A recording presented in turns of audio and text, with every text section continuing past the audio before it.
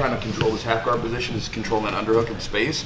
If the person is trying to shoot in to play a half guard, he's gonna try to get the underhook and get tucked in, so we're gonna keep distance. Okay, the way we're gonna do this is by pushing against the neck, and your elbows stay in, not out like this, elbows in. You can keep some distance here, okay? So he's trying to shoot in, I need to keep him away. When you lead with the elbow, do not use your hand. This first I'll get to create a lot of space here, and all Tim has to do is pinch his elbow in, and this doesn't work. So instead, I peek out with the elbow, under, elbow for armpit first, underhook first, and then we get under with the head, and we drive down. Now, Tim is going to bridge and get back out of here. So he's going to push off of this foot and push with his bicep, okay? Get his knee in, and then arch the back just a little bit. Now, he's here. Here's the thing, guys. When you guys do this, we haven't really talked too much about it.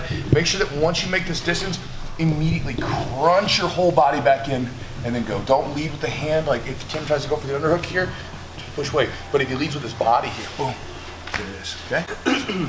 2, elbow, underhook, slide down, boom, bicep, push, bridge. So it's out in, right?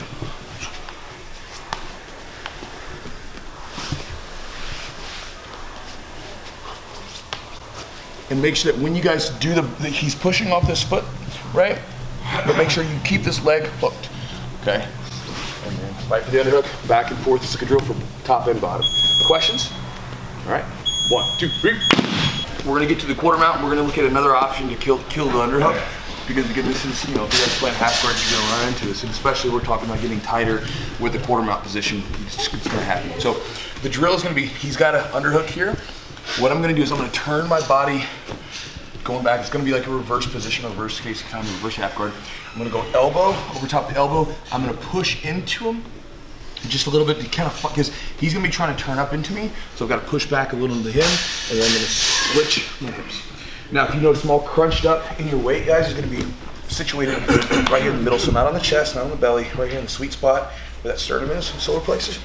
And again, elbow, here close to the elbow, not up on the shoulder. If you're up on the shoulder, you can easily go under the arm here and, you know, come out. So stay here and stay crunched. Now, points of base right now, I've got my toes pressed in the mat on both feet, and then my knee on this side. My hips aren't actually touching the mat. Okay, I'm not sitting here.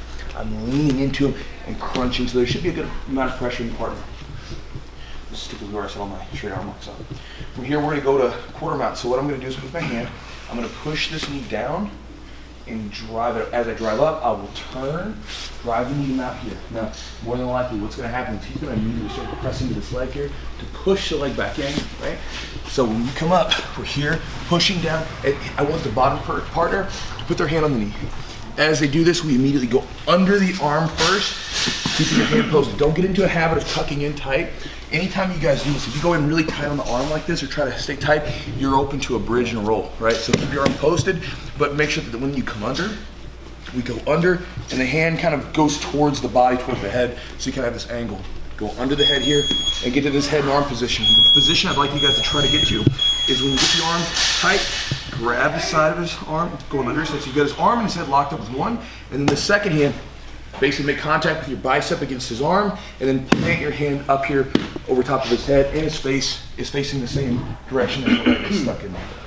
Boom, we're good. Now I'm gonna release pressure just so he can push on the leg. He's gonna turn his whole body over, make a frame. Now when he does this, guys, again, he's making a frame. He's not pushing so much, he's just kind of holding the leg in place so that he can bring the bottom leg under, and he turns into me. Okay. So you're here, elbow to the body, rock into the person, switch, okay? Doing a crunch here. You shouldn't have a lot of range of motion in that arm because we're trapping so close to the elbow. Push the leg down, drive that knee to mount, right here. He touches, we go under the head, get right here, okay? Head and arm position with the chest down on the face. He's facing the same direction as the leg that's trapped. I'll release pressure. He makes a frame, pushes, goes under, back to the underhook. So here's the drill.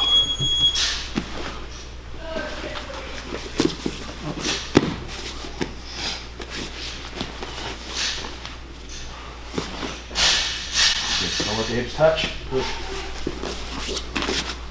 And back and forth. And again, we'll do this one for 2 minutes.